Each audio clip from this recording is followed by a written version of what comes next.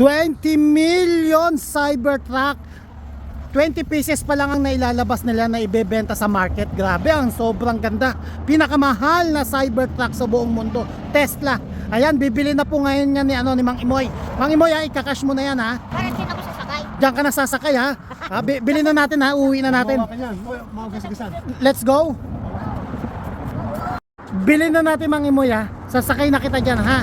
Agad-agad, grabe. Pasok tayo sa loob, makikita nyo ang ganda nyan.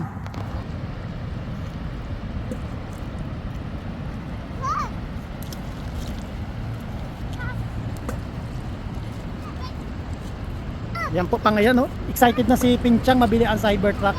Na sobrang ganda. Grabe. Mamaya i-test drive natin 'to. Yan, oh. Wala pang ganyan sa Pilipinas, dito pa lang yan sa California makikita ang Cybertruck. Wow. Grabe. Hindi mo na kailangan maggasolina. I-charge mo lang yan na parang cellphone. Ayan. It's so good. Yeah, Mang Imo and Lola Pinchang gonna buy that right away. One wiper, ha, isa lang palang wiper ng Cybertruck, yun, oh. Isang malaking wiper. Ayan. Tapos ito, mabubuksan nito para nabubuksan yan. Ito naman solar panel niya para nagcha-charge siya habang nagmamaneho. Nagcha-charge siya. Nagpo-full charge ang sasakyan yan, oh. Solar panel, nagpo-full charge siya habang nagmamaneho. Ayan, pati yung sunroof niya, solar din.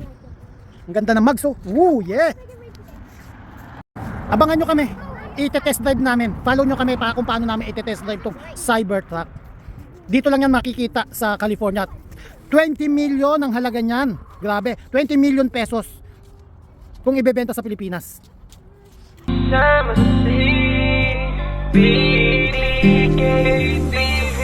Halika sama